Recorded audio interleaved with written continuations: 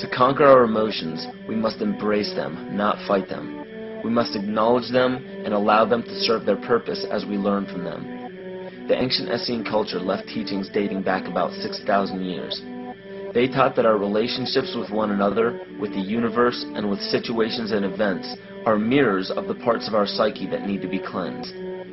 Author Greg Braden beautifully explains this entire segment at great length in his work. His hard work and understanding of these subjects contributed largely to the marriage between science and spirituality. It is very important to understand that when you fear loss, fear death, fear war, fear terrorism, or fear change, you are giving others the ability to control you based on those fears. When you fight against poverty or against racism, when you fight for relationships or for freedom, you are outwardly attempting to repress that which has been placed before you to conquer inwardly. These situations are mirrors of our fears.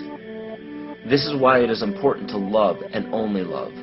Love those who stand with you, but especially those who stand against you. Don't look at your fears as a threat. Rather understand that this material world is only a physical manifestation of either the love or fear in your consciousness. It's as plain as day. All you need to conquer in your life is in your face.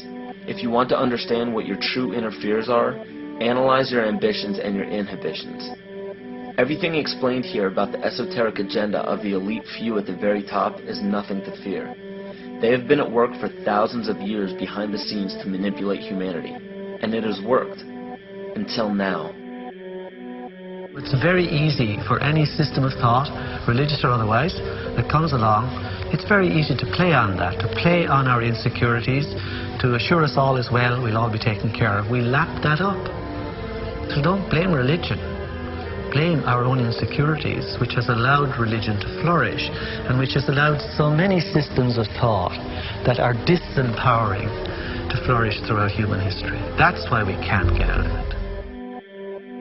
Ron Sakerly, Department Chairman, Chemistry, University of California, Berkeley, showed that DNA acts as an antenna for cellular upregulation. The primary function they taught us about what DNA is about. It's a receiver and transmitter of photons, light, and phonon sound. For what? Cellular upregulation, meaning that their water molecules, the pyramid power around the DNA spiral energizing strands, are taking in the spiritual energy of love vibrations and then sending it out for manifesting, precipitating in a quantum field, the physical matter of the body. These are hertz, frequencies, or cycles per second that the musicians can retune their instruments to play and experiment with. Why? Again, these are the Creator's musical scale, the original solfeggio, buried for 3,000 years in the Bible. So the ancient priests who knew how to levitate the huge stones for the building of the pyramids, and the Masonic knowledge that predated ancient Egypt, the ability to have this information, these frequencies, serve the function of creation, destruction, and miracles on behalf of the empowered people who had access to this knowledge.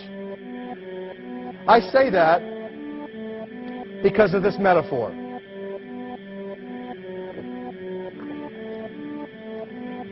This is the difference between the power of our Creator and anything else, particularly evil. That you can go into a pitch black room full of evil, full of darkness, and light a little candle, and instantly that darkness flees.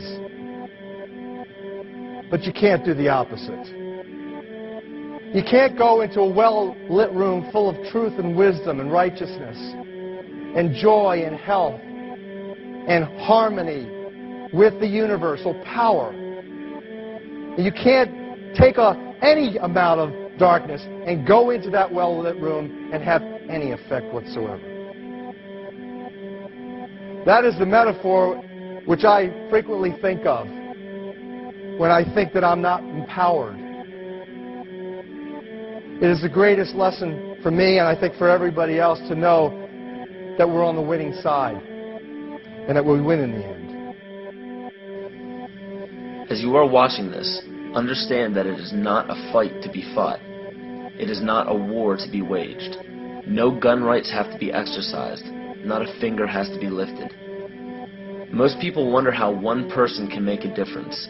They ask that if all this is so simple and this information is available, why hasn't someone else conquered their fears and changed the world for everyone else?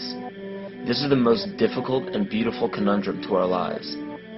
Your reality affects you and only you. Your curiosity has led you to this genre of information to serve a very specific purpose in your life.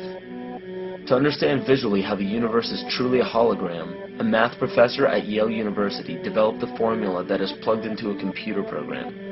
Named after him, the Mandelbrot set shows a seemingly disorganized pattern. But no matter how far you zoom into the design, you will always find the same pattern within the whole pattern. Each fractal, broken down infinitely, will always reflect the whole. When one fractal changes its pattern, the sum total of the whole pattern changes along with it. This exemplifies that the whole world does not need to be awoken. There is no race to inform the 6 billion people on this planet of this message. It is only important that you, personally, learn to conquer your innermost fears and learn to love. When you see your fears for what they are and master your emotions, then, and only then, will you truly be free.